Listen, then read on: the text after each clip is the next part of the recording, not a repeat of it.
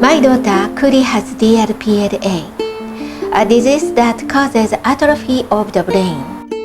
It is hereditary and progressive. There is no cure. Kuri is bedridden. My husband Chiaki passed away 6 years ago from this disease. I wrote OHANA Family in hopes of finding a cure. I pray that I can save my daughter. Chapter 4.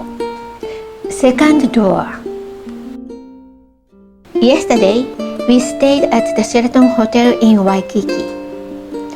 The reason is that I wanted to practice staying at a hotel before going to Texas next month for a hospital stay for an examination. I wanted to know what she can no longer do that she used to be able to do, and what is difficult for her.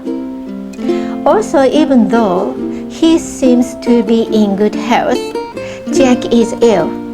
So I wondered what kind of things I needed to take care of. We needed to know what medicines they needed besides the usual ones they take. What we did take care of was to keep Kuri in good condition. Before, she would be in the pool for hours, but now she couldn't.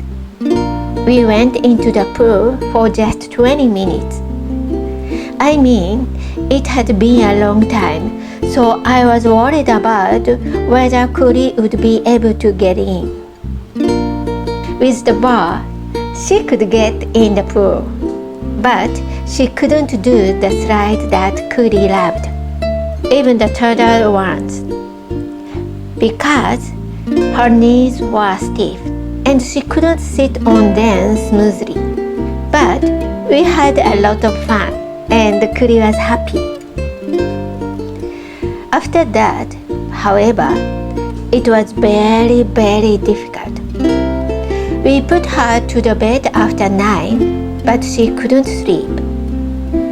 She couldn't stop for a moment, whirling her legs and hands around. She was very tired, but her eyes were starting to get red and her face was turning white. Then she went to the bathroom several times. At first, Chiaki and I thought she will be able to sleep sometime, but an hour, then another hour, no matter how much time passed, she couldn't not sleep. We said, let's go back into that pool tomorrow. But if her sleep time was reduced, the pool would not be impossible. In the meantime, she never stopped saying, "Mama, Mama," and tossing and turning. Is it safe to move around like this? I was also sleeping on the same bed, but I was kicked and hit as she moved around 90 degrees. Eventually, we were getting tired too, and Chiaki became angry, saying, "If you can't sleep, we are going home." I had already given her several sleeping pills, but I couldn't help but feel sorry for her. It was not only Kuri. We were exhausted too. Standing, sitting, walking, pushing her chair, going to the bathroom, feeding her, making her drink. Taking care of Kuri is hard work even for adults. Chiaki starts yelling. It's 1:15 a.m. We'll be home at 1:30. And Kuri gets scared and starts crying. Many people staying in hotels in Waikiki would be sleeping, but we are the only ones All three of us were crying and yelling. When it was past 2 o'clock, Kuri said in a quiet voice, "Mommy, I'm going home. Mommy, I'm going home. I can't sleep when we go home. Daddy, I'm sorry. I will be able to sleep when we go home. I'm going home. Please help me." Hearing those words, I felt sorry for Kuri and held her in my arms while crying. Chiaki also said, "It's okay. You don't have to go home. You can sleep here." We all made up and went to bed, but Kuri still could not sleep. Chiaki and I took turns moving Kuri between the bathroom and the bed. She was in so much pain that I dropped the mattress of the bed on the floor and laid Kuri on it so that she would not be able to danger if she moved and fell off the bed. I laid a seat on the floor next to the mattress. She still couldn't sleep, and it wasn't until after 3 a.m. that Kuri began to sign in her sleep. Kuri needs at least 9 hours of sleep, and I was in a hurry to get her to sleep until 12 noon. I had another concern. I did not tell Chiaki, but his face had turned red. I wondered if the attack would come. Chiaki must have been very tired. Seeing Kuri's pale face and Chiaki's red face, I thought to myself, I'm being hit with reality. I thought, I am shortening Chiaki's life by letting a sick person take care of a sick person. This had been bothering me for some time. When I talked to the nurse, Miss R, she said, I am more worried about her father than Kuri. Although Kuri's disease is more advanced now, Chiaki is at risk for a stroke or a heart attack. A child can be managed to some extent by the parent, but an adult cannot be controlled, no matter how much people around them tell him to do so. Every time Chiaki yelled at me, I looked at him with a look that said, what if he just collapses? And Chiaki also put his own illness on the back burner in order to make Kuri's illness a priority. I woke up at 8 a.m. to the sound of Chiaki's stumbling footsteps. Chiaki was passing around the room and bathroom. Then he called beside the bed. Painful attack. Chiaki's attack was that the more he lay down, the worse he felt.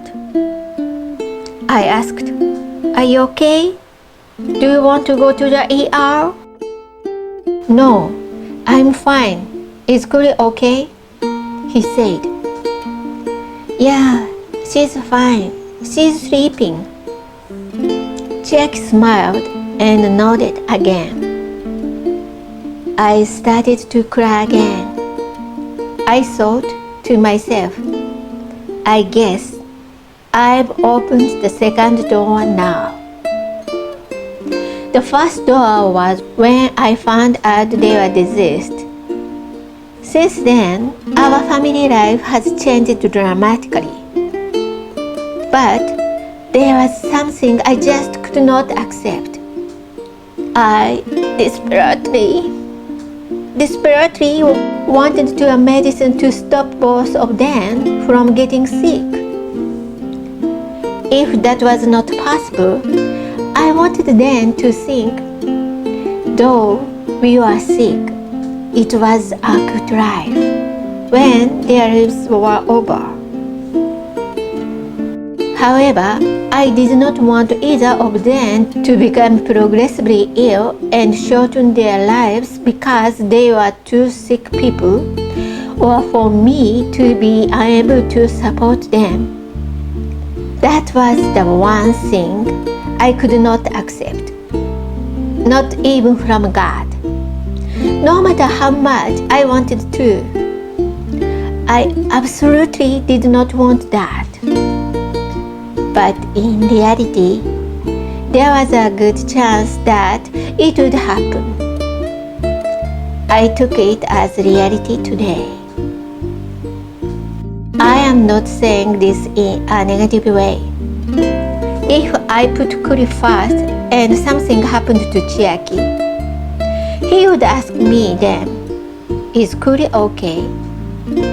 And I said, "Yes, she's fine. Don't worry about it." Then, even if Chiaki gets DRPLA and his disease progresses faster because of Kuri, he won't regret it. Like today, he would say, "Well, I'm glad," and be happy.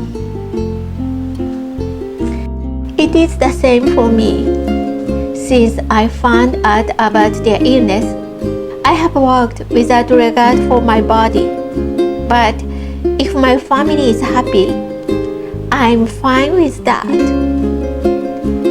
I thought people cannot choose their own time of death, but they can die happy and contented in any way they choose. From yesterday to today, I cannot write well, but I said to myself, the sick are not alone. They may not even be able to fulfill their original sick lifespan. But there is still a chance for them to think that their life was a good one. I then opened the second door. It is not easy to say acceptance, but they have taught me that even if we lose the disease, the love of family will remain.